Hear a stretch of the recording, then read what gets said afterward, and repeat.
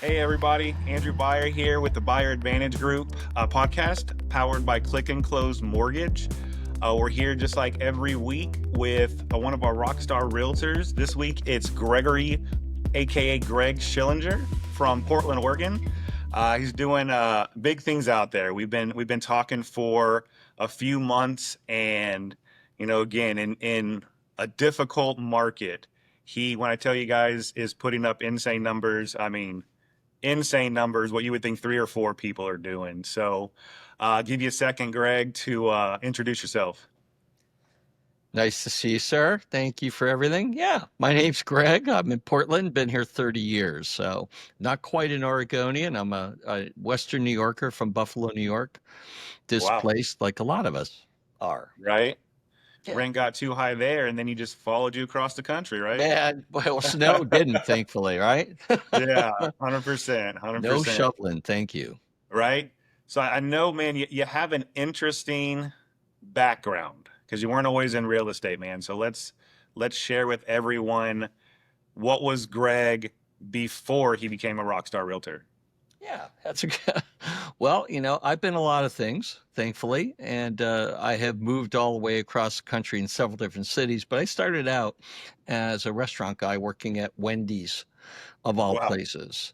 Yeah, Okay. I was originally working for my brother at Tuxedo Shop. I got sick. He sold the company, and he said he was an advertising guy doing the work for Wendy's. At the time, Wendy's had two units in all of what we call Erie County, which is Okay. Buffalo proper, and then Niagara County, which is Niagara Falls, obviously. And they wanted to expand. He goes, "You should get in the restaurant business. It's growing, and it's a good way to learn the fundamentals." So I Okay. started with them young age as a manager, I think I was making $9,600 a year, working 5 days a week, 10-hour shifts. Wow. Yep. And thought you were Learned. the richest man in the world. Oh man. Yeah. I think my rent was $75 a month, something Golly. crazy like that. It was pretty low. Yeah. So I started doing that. And quickly I learned I just like the business. I've always been an organizer, anyways, amongst my friend group and high school group and all of that. Okay. So it was easy for me to translate that into working with people, guiding them, helping them grow the business and communicating. So I got to be a assistant manager, a general manager, a area supervisor, and a regional supervisor by the time I was 23, 24, something like that. I Wow. probably opened 48 of them. I became really known Wow. as an opener, which is Okay. more than anything else. You're a project manager. 100%. Yeah. That's what you do, right? You start with the end in sight and you work backwards to the beginning.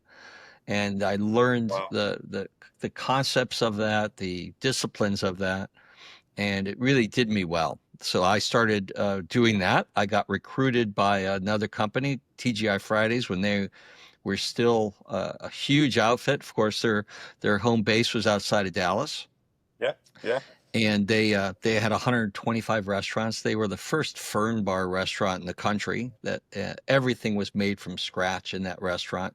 So I had to Okay. learn the chef part of it, the cooking part of it. Worked my way through that. I worked in Buffalo, New York, and then Niagara Falls. I got transferred out to Hartford, Connecticut to open that one because I was again good at opening. Yeah. Loved that. Did really well. Moved to Boston, Providence, Princeton, all different places through the Northeast. Yeah. Eventually, moved out to St. Louis and became a franchisee for a real estate book uh, there, which was Okay. fun. Started that business up. Didn't like St. Louis so well, so I moved to Denver, Colorado, where I started with a group called the Rock Bottom Group. We opened Okay. up a great brew pub in downtown Denver, started doing insane sales, learned a ton, got to open all the other ones. Eventually, they asked me to move out to Portland to be the regional for the West Coast. So Okay. I heard Portland was fun. And I wasn't, the Denver weather is just as great as it is to be sunny every day. It's hard not to have water and trees. Yeah. Yeah. Yeah. Eh, And Denver's this a is all prairie. 30 plus years ago, right? Because you said you've been in Oregon 30 years. Yeah. So, Yeah. wow. Okay. Yeah. So we moved out here and we just fell in love with it. Yeah. It's just like the East Coast with with just better weather and no bugs. You know, we don't have mosquitoes, we don't have thunderstorms, we don't have flies. You know, Yeah.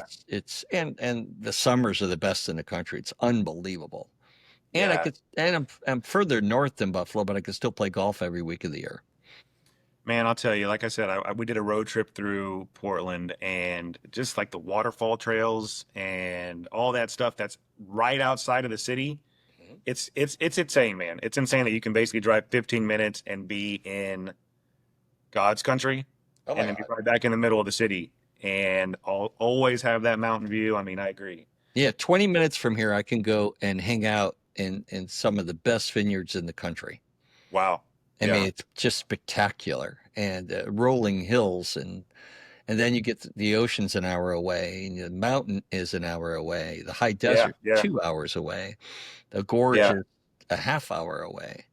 Yeah, that's Texas too, man, but it's not it's not the same mountains, not the same desert, not the same ocean, right? But Wait, when it we gets can hot get here, there, man. We can get there. we So go to the fun coast, fact and about TGI Fridays, man. I just read an article voted the number one airport restaurant in the US here at what? DFW. So any of you guys flying into DFW for a layover, stop at TGI Fridays, man. It's the best one, at least what they say, right? For airport food. So we gotta disclose that, but the best airport bar in the US. So Well, you know, it was a great learning experience. They really did do things the right way back then. Everything was scratch. There wasn't yeah, anything prefab. I don't It think any of it's scratch anymore, but Oh no, no, very little.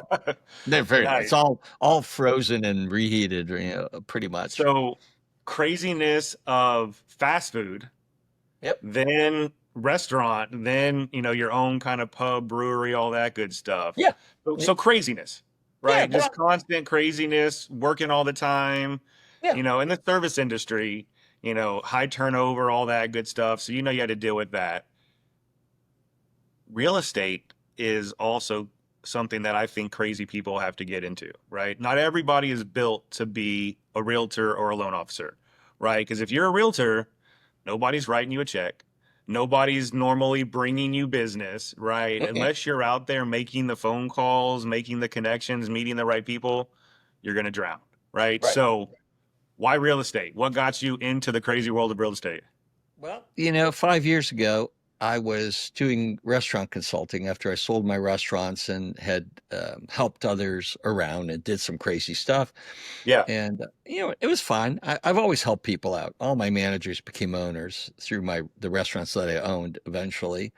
So I love doing that. And then the pandemic hit, and in March 16th of 2020 in Oregon, we yeah, closed every restaurant. everything. Yeah. And Washington too, right? Washington State's 10 minutes away. I think that's the So country, right? That's when the last basketball game happened here in Dallas, and then they shut everything down. It was done, everything down. right? Yeah. So of course I'm home, and my wife worked a half mile away in an office. Well, she moved her office to our bedroom.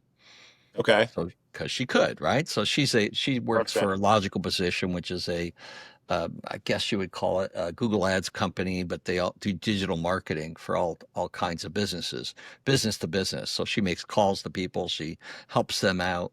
Well, she was at home all the time, and so was I. Okay. So I was walking the dog, doing the dinners, doing the There you go. dishes, and we weren't used to being together all that much. I mean, Okay. I see where we're going. being in restaurant business, I'm gone. I'm Yeah. working, I'm out. And eventually it became obvious to us that we needed some separate space. And Sure. she says, you should become a realtor. You've always been good at that. We bought and sold homes many times over and did Gotcha. all our due diligence. And it made sense to me. I was 62 at the time. So sure, how hard can that be, right? Right. So I did. I hooked up with a great group at the time, and they taught me a bunch. I did a bunch of training, and I got my license, and I learned what to do and what not to do. The very fortunate, a good friend of mine who I was taking care of, he had Parkinson's at the time, and he just needed help. And before 2020, and through it, I just was driving him everywhere and helping him out and Wow. and being a good friend for him. And as he deteriorated, you know, I could see that he just needed someone out there to do the things that he needed. And he had this beautiful house, mid-century house from a famous architect out here, John Storrs. And he eventually had to go to a home, and he needed someone to sell the home. And I just got my license, and I was able to get the listing as my first listing, my first business in the real estate business. Okay. I treat it like an opening restaurant. 3 months in, how are we going to move backwards from the time we put it on the market to now, which was probably in February? So I had to redo everything in the house, get it painted, get updated to all these things. I asked him, I say, hey, who do you want to buy this house? Because I could see two doctors from Oregon OHSU, which is a big hospital institution here, would buy that. I go, okay, that's good. What do you want to sell it for? He goes, well, I want to sell it for 1.2 million. I go, okay, let's see if we can get that done. So I did an open house the very first week of May on a Friday happy hour. The last Okay. couple that walked in were two doctors from OHSU. I sat down with them. We literally spent an hour together just Wow. talking. They gave me an offer the next day for 1.35. Jeez. I was on COVID the market prices, for right? 1 day. And That's crazy. so what that taught me was, I mean, yeah, the real estate business can be difficult, I think, right? Because if you've never Sure. done it and you don't like to do things and you don't like to Sure. take action and you don't like to plan, sure. But also it taught me if you manifest it in some ways, if you talk about what you want to happen, your brain figures things out for you without you Yeah. knowing in the background, and it kind of makes these things happen. And it taught me just to keep 100%. and quite honestly, it happened in every part of my business through my life. Yeah.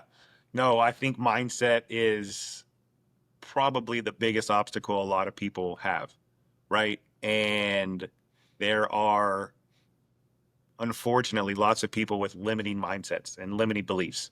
And so they kind of stay in that cycle. So that's, I mean, that story's crazy, man, that they literally manifested for you the exact buyer that your listing wanted, right? They said, here's who I think could probably buy it.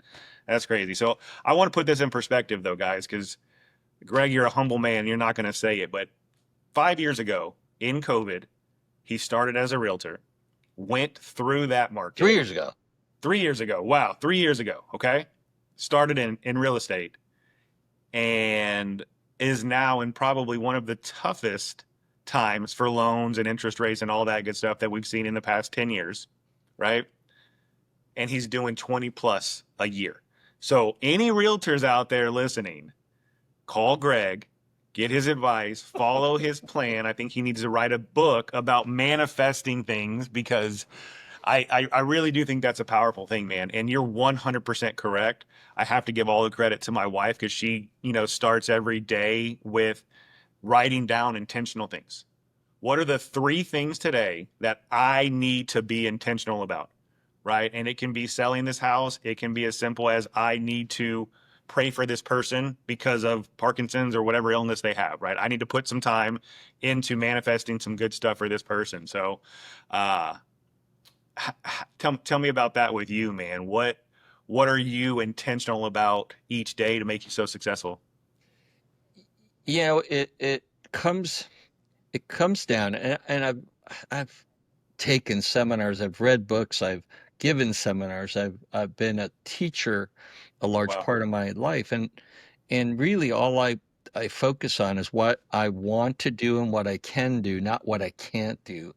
You know, really having the intentional speaking voice of where you want to go instead of limiting yourself Yeah. is super important. I'll give you an example. I took the seminars. I was living in Denver. I was working a million hours. I was sick all the time. I uh, I was not liked at work because I wasn't happy. I couldn't figure out what to do. And I saw this seminar coming in Aspen, Colorado, and it was going to cost me $2,300, I think it was. Wow. and I didn't have that. I wasn't making very much, but I said, I'm going to do it. I need to get myself restarted. So I took 5 days, went to this seminar, came out of it. And one of the things that the person was talking about, it goes, always look at where you want to go instead, and you will go there. And he was Sure. giving the example of when you're being taught how to race cars, right? If you Yeah. start to spin out, don't look at the wall, look at the direction you want to go. So we're coming Okay. back from Aspen that day, and it's a little icy, and we're on one of these crazy roads in the mountains that if you go off the side, you're down 1,000, 2,000 feet. Sure enough, we go into a spin, and I look at the, I see the wall in front of me, and I look to the left, and my car got in line. Wow. And I'm not sure I would have done that without being told that. And all of a sudden, it taught Just me, earlier that day. That's crazy. just do it, right? Yeah. Just go look in the direction you want to go, not in the direction that you're going. 100%. Yeah. Yeah. And if you putt that way in golf, for instance, look at the hole, right? Why would you look at the ball? Look at the hole. The hole's where you want to go. If you're throwing a baseball, you're throwing it to a mitt. You're looking at the mitt. You're not looking at the ball in your hand. And Yeah. it's the same thing in life. It's the same thing in business. And that's it. So to this year, for instance, I sold 15 houses, 18 houses last year. I said, I want to do 30 this year. Yeah. That's my goal. All right. So in the first 3 months, I got to 15. So that it, Wow. and I'm not sure how I got there. And does it really matter? No.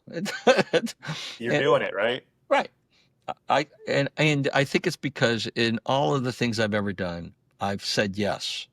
I've said yes to this call today, right? I Yeah. said yes to you picking up and talking once a week.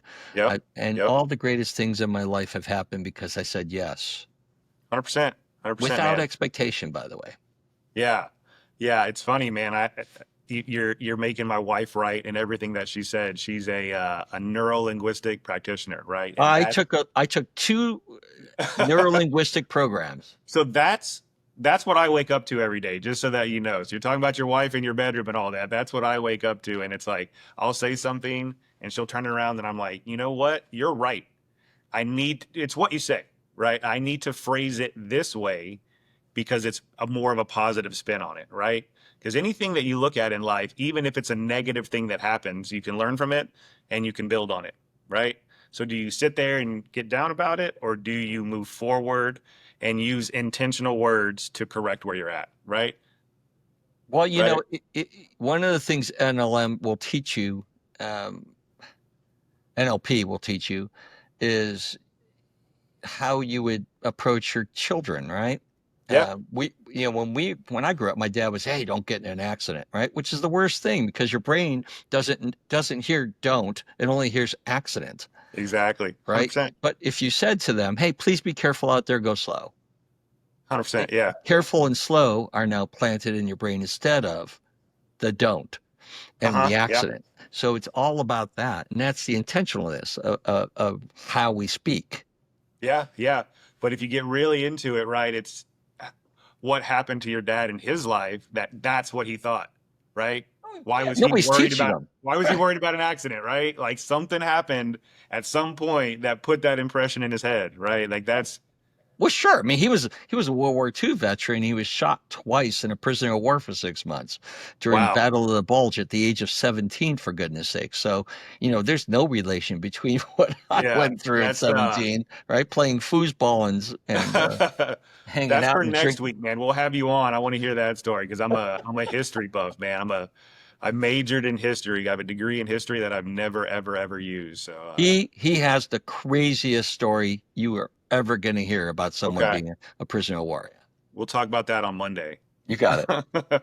All right, so 3 years in, Yep. already doing better than probably 95% of the realtors out there. Because trust me, I see the numbers. I talk to them. You know this every week, right? Where's Greg in 3 years? Where do you see yourself growing in the next 3 years? Because of my nature of helping people and guiding them and coaching them, I Yeah, see myself having a couple people with me alongside me that I can gotcha. teach them things so they don't have to go through maybe some of the fits and starts that I did.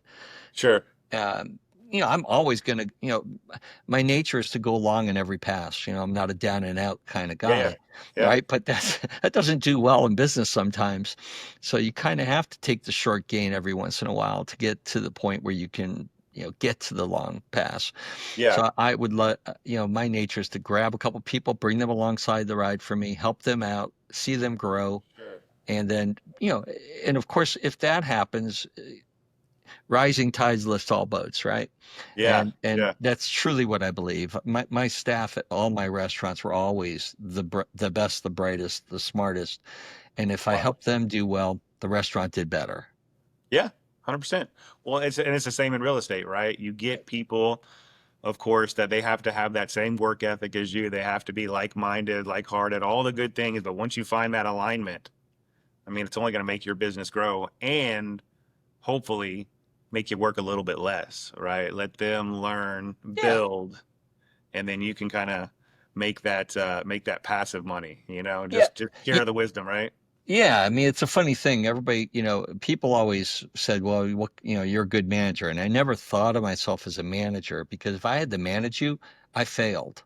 All I Yeah. could do is give Wow. you the tools to do the job, turn the lights on, make sure the heat's working, make sure there's food in the kitchen, make Yeah. sure that we have music playing, make sure that we're well stocked. And then you're going to do what you naturally do, which is taking care of people for yourself. And if you do Sure. that, then I'm not managing you. You're managing yourself. I'm Yeah. just, I'm I'm I'm just just giving here you to the guide tool. you basically, right? Right. And same thing with I'm me. here if you need me, but hopefully I do a good enough job that you don't really even need me, right? And in real estate, it's the same thing.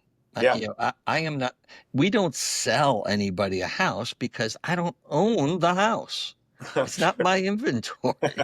How can I sell Sure. something I don't own? I can't. Yeah. All I can do is help them out, answer their questions, be there when they want to, answer the phone for God's sakes, Sure. which is the simplest thing that most people don't do. I can't figure that out. Yeah. And just, be there for them. And if you just do that, I think that's what makes me and others better than the rest. We Yeah. just do simple things every day. Well, I think at least what I'm hearing, man, is sometimes people can get very transactional, right? I'm here to help you sell the house. I want to make money. I'm here to help you buy a house. Let's find one. If I show you four houses, and I've heard realtors say this, if I show you four houses today, you're gonna be ready to make an offer on one of them, right? And it's like you can't put that on somebody. It has to be about service. The biggest thing is about answering your phone because Greg does this 30 times a year. A homeowner does it twice in their life on Right. average, right? So you do it, they're calling you as the expert. And a lot of times they just want to talk through it, right? They just want to know that if I need Greg, he's going to answer his phone or he'll call me back or he'll text me and he'll let me know when he's going to connect with me, right? Because all of us need our personal time. But it's crazy how I talk to realtors or people and they're like, yeah, I shut my phone off from Friday afternoon till Monday morning. And I'm like, well, that's why you're doing two deals a year because people can't get a hold of you. And when they can't get a hold of you, they call Greg, Yeah. right? They're going to call somebody else if they don't know that you're there for them. And it can be as simple as a text. Hey, I'm doing this right now, but I'll get back to you tomorrow at 1 o'clock, boom, done. If you could give me All the about name of those realtors in Oregon that are like that, only shutting their phones off, I'll call them and tell them what a great job they're doing. So they keep the on doing it. Yeah, right, right. Nice, man. Well, I know it's Friday and you're in a beautiful state, so I want to make sure you have enough time to either get to the winery or the mountain or the waterfall or whatever it is that you got planned today. But before that, man, any social media plugs that you have, anything that you want to put out there for yourself if somebody's trying to get a hold of Greg? Yeah, it's pretty easy. It's just Gregory Schillinger. It's at Instagram. I'm on Facebook. I'm on, pretty much that's it. I don't, those are the two. I don't do a lot of social media, but I do a little. I Right. do some first time homebuyer seminar webinars, and I Gotcha. do some people my age, 65 and older, that are transitioning from their house they've had for 30 years into single story homes that are going to be Okay. smaller. I Gotcha. do I do a couple webinars a month on that as well. Nice, nice. All right, man. Well, thanks for jumping on. Again, if you're in the Oregon market, please reach out to Greg. I've chatted with him. every week for months, and he is a wealth of knowledge. Every Monday when I call him, he's teaching me something, he's telling me something. So that's why I wanted to get him on here, so that you guys know if he's in your market, please reach out to him. And Greg, man, thanks for your time. Thanks for jumping on.